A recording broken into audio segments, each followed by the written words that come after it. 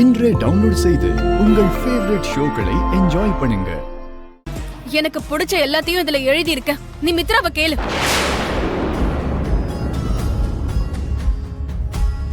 இப்ப இதெல்லாம் எதுக்கு மனிஷா? இல்ல மித்ரா, நம்ம காதல பத்தி இந்த லக்ஷ்மிக்கு தெரிஞ்சாகணும். லக்ஷ்மி, நீ கேளு.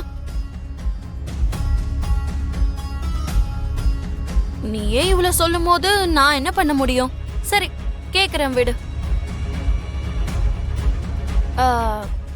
என்னங்க, மனிஷாக்கு ரொம்ப பிடிச்ச கலர்? என்ன யோசிக்கிற மித்ரா? கேட்ட உடனே டக்கு டக்குன்னு சொல்லணும்ல. நம்ம லவ் ஒண்ணு யோசிக்கிற நிலைமையில இல்ல.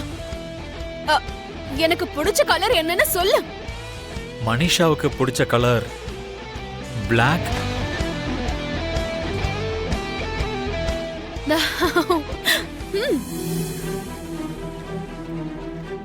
கரெக்ட்.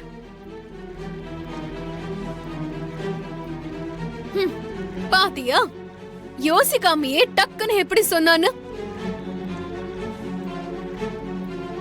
மனிஷாக்கு பிடிச்ச dress? What is this Mitra? Ball gown. Manisha அந்த ட்ரெஸ் பத்தி எழுதலங்க.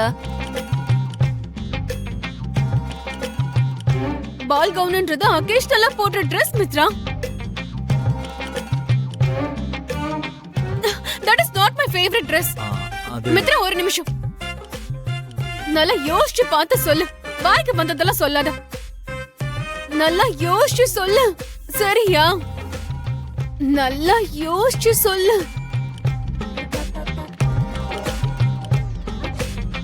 மனிஷாவுக்கு பிடிச்ச ஃபுட் மட்டன். எனக்கு ஃபிஷ் தான் பிடிக்கும்.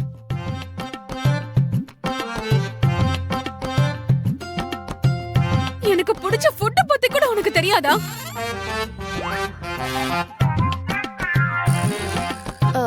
சரி, போகட்டும், விடுங்க. இதையாவது சொல்லுங்க. மனிஷாக்கு ரொம்ப பிடிச்ச பிளேஸ்?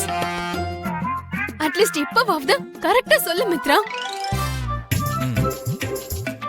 லக்ஷ்மி முன்னாடி என் மௌனத்தை வாங்காத.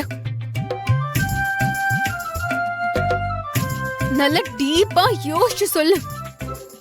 மனிஷா, இந்த வாட்டி கரெக்டா சொல்றேன்.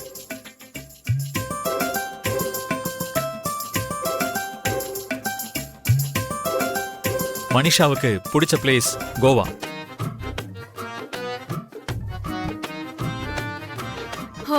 மித்ரா, சீப்பா கோவான்னு சொல்ற. எனக்கு பிடிச்ச பிளேஸ் பாரிஸ்னு உனக்கு தெரியாதா?